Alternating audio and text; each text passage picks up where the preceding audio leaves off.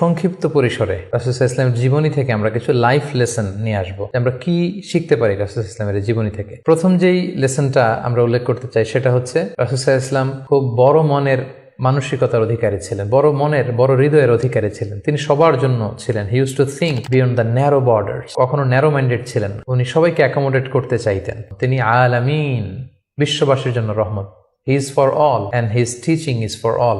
দ্বিতীয় যে শিক্ষাটা আমরা পাই সেটা হচ্ছে রাসূল সাল্লাল্লাহু আলাইহি ওয়াসাল্লাম সবসময় সংঘবদ্ধ জীবন যাপন করেছেন। আমরা যদি দেখি মক্কাতে সংঘবদ্ধ, মদিনাতে সংঘবদ্ধ, যেখানে তিনি ছিলেন সংঘবদ্ধ ছিলেন। এবং আমরা যেন ইউনাইটেড থাকি, কোরআনের শিক্ষাটা তিনি বারবার বলেছেন, ওয়ালা তাফাররাকু, তোমরা বিচ্ছিন্ন হয়ো না, তোমরা আলাদা হয়ে জীবন যাপন করো না, বরং তোমরা সংঘবদ্ধ জীবন যাপন করো। 3 নাম্বার যে শিক্ষাটি আমরা পাই রাসূল সাল্লাল্লাহু আলাইহি ওয়াসাল্লামের জীবনী থেকে সেটা হচ্ছে তিনি পিস লাভার ছিলেন, শান্তিকামী। কখনো সংঘাতে সহজে বিরোধে জড়াতে চাইতেন না। সবসময় শান্তি প্রতিষ্ঠায় তিনি অগ্রগামী ছিলেন। আমরা যদি দেখি যে কুরাইশদের সাথেও কিন্তু তিনি পিস ট্রিটি করেছেন, শান্তি চুক্তি। সাহাবারা রাজি হচ্ছিলেন না, কিন্তু তিনি করেছেন। মদিনায় এসে তিনি মদিনা চার্টার করেছেন, মদিনা সনদ করেছেন, ইহুদিদের সাথে একসাথে থেকেছেন। কিন্তু মদিনা সনদ ভঙ্গ হয়েছে যখন তারা বিশ্বাসঘাতকতা করেছে। তার মানে তিনি সবসময় শান্তির পক্ষে ছিলেন। তো আমরা যারা নবীজির উম্মত বলে নিজেদেরকে দাবি করি, আমরা যেন সবসময় শান্তিকামী হই, আমরা যেন শান্তির পক্ষে থাকি, এটা আমাদের জন্য শিক্ষা। 4 নাম্বার যে শিক্ষাটি আমরা পাই সেটা হচ্ছে he was the flag bearer of justice. ন্যায় যেখানে, সত্য যেখানে, ইনসাফ যেখানে, জাস্টিস যেখানে, তিনি সেখানে। তার প্রমাণ আমরা দেখি 20 বছর বয়সে তিনি যখন যুবক, তখন তিনি হেলফুল ফুজুল নামে যুব সংঘ করেছেন। উদ্দেশ্য কি ছিল? মাআল মাজলুম দিদ্দাল জালিম। আমরা সবসময় মাজলুমের পক্ষে থাকবো, জালেমের বিরুদ্ধে। কোনো জালেম যেন কোনো ব্যবসায়ীকে, ভিনদেশীকে, কাউকে যেন ঠকাতে না পারে। মাজলুমের পক্ষে লড়বার জন্য তিনি এটা করেছেন। তার মানে ইনসাফ, জাস্টিস, ন্যায় পরায়ণতার পক্ষে তিনি সবসময় কাজ করেছেন। আমরা যেন সবসময় ন্যায় পরায়ণতার পক্ষে থাকি, এটাই আমাদের জন্য শিক্ষা। 5 নাম্বার যে ব্যাপারটা আমরা দেখি যে রাসূল সাল্লাল্লাহু আলাইহি ওয়াসাল্লামের পুরো জীবনীটা যদি আপনারা খেয়াল করেন, সবসময় রাসূল সাল্লাল্লাহু আলাইহি ওয়াসাল্লাম একটা স্ট্রাগলের মধ্য দিয়ে গিয়েছেন। তিনি আল্লাহর নবী, শুধু নবী নয়, শ্রেষ্ঠ নবী, আল্লাহর হাবিব। তার কাছে কোরআন নাজিল হয়েছে, তার কাছে ওহী আসতো, আল্লাহর সরাসরি সাহায্য তিনি পেয়েছেন, আল্লাহর সাথে কথা বলতেন। তারপরও তার জীবন কিন্তু স্ট্রাগল মুক্ত ছিল না। সবসময় তিনি স্ট্রাগলের মধ্য দিয়েছিলেন। আমরা একটু স্ট্রাগল করলে হতাশ হয়ে পড়ি, একটু বিপদে পড়লে হতাশ হয়ে পড়ি। আমরা যদি রাসূলের জীবনী দেখি তাহলে আমরা বুঝতে পারবো না, হতাশ হওয়া যাবে না, ধৈর্য ধারণ করতে হবে। কারণ struggle is the part of our life. আমার নবী স্ট্রাগল করেছেন, তিনি সংগ্রাম করেছেন। সো সংগ্রাম আমাদের জীবনের অংশ।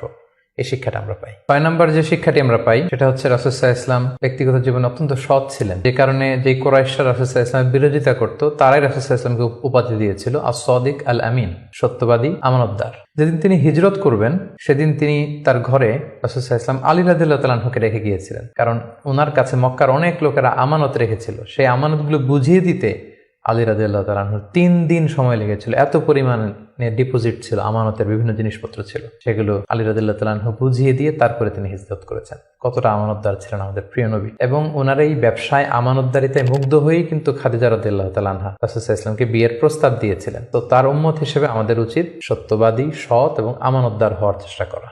7 নাম্বার যে শিক্ষাটি আমরা রাসূল সাল্লাল্লাহু আলাইহি ওয়াসাল্লামের জীবনী থেকে পাই সেটা হচ্ছে রাসূল সাল্লাল্লাহু আলাইহি ওয়াসাল্লামের একটা ফ্রেন্ডলি ইন্টারাকশন ছিল তার ফলোয়ারদের সাথে, good interaction with the followers.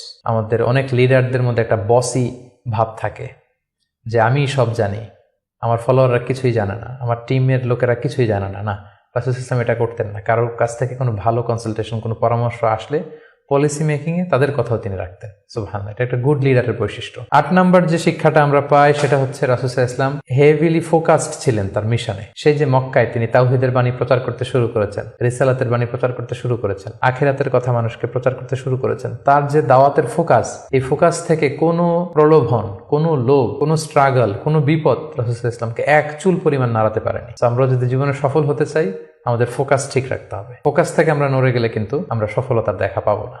9 number যে শিক্ষাটা আমরা পাই রাসূল সাল্লাল্লাহু আলাইহি ওয়াসাল্লামের কম্প্যাশনেট এন্ড মার্সিফুল অ্যাটিটিউড। রাসূল সাল্লাল্লাহু আলাইহি ওয়াসাল্লামের দয়াদ্র মানসিকতায় অনেক শত্রু কিন্তু রাসূল সাল্লাল্লাহু আলাইহি ওয়াসাল্লামের বন্ধু হয়ে গিয়েছিল, ঈমান এনেছিল। আমরা দেখেছি মক্কা বিজয় যখন করেছিলেন চাইলে পিষে মারতে পারতেন কুরাইশদেরকে, যারা বছরের পর বছর জন্মভূমি থেকে দূরে থাকতে বাধ্য করেছিল রাসূল সাল্লাল্লাহু আলাইহি ওয়াসাল্লামকে। রাসূল সাল্লাল্লাহু আলাইহি ওয়াসাল্লাম কি করলেন? বললেন যে না, লা তাসরিবা আলাইকুমুল ইয়াউম, কোনো প্রতিশোধ, হিংসা কিছু নেই, ক্ষমা করে দিলাম, যাও তোমরা স্বাধীন। এভাবে নানা ঘটনায় আমরা দেখেছি রাসূল সাল্লাল্লাহু আলাইহি ওয়াসাল্লাম তার অমীয় অনুপম চরিত্রের মাধ্যমে তিনি মানুষের মন জয় করেছেন। তো এই গুণাবলী যেন আমরা আমাদের মধ্যে ধারণ করবার চেষ্টা করি। সব শেষে শিক্ষাটির কথা বলবো সেটা হচ্ছে succession management. A good leader produces good leaders. একজন ভালো নেতা শুধু ফলোয়ার তৈরি করে না, সে আরো নতুন নেতা তৈরি করে। আমরা যদি দেখি রাসূল সাল্লাল্লাহু আলাইহি ওয়াসাল্লামের ইন্তেকালের পরে আমাদের লিডারশিপ নিয়ে কোনো ক্রাইসিস হয়নি। সেখানে দাঁড়িয়ে গিয়েছে আবু বকরকে আমরা রাদিয়াল্লাহু তাআলা আনহুকে আমরা আমাদের খলিফা বানিয়েছি। আবু বকর রাদিয়াল্লাহু তাআলা আনহুর ইন্তেকালের পরে ওমরে ফারুক আমাদের খলিফা হয়েছে, তারপরে উসমান, তারপরে আলী রাদিয়াল্লাহু তাআলা আনহু। তার মানে রাসূল সাল্লাল্লাহু আলাইহি ওয়াসাল্লাম এদেরকে কিন্তু সবসময় ডানে বায়ে সামনে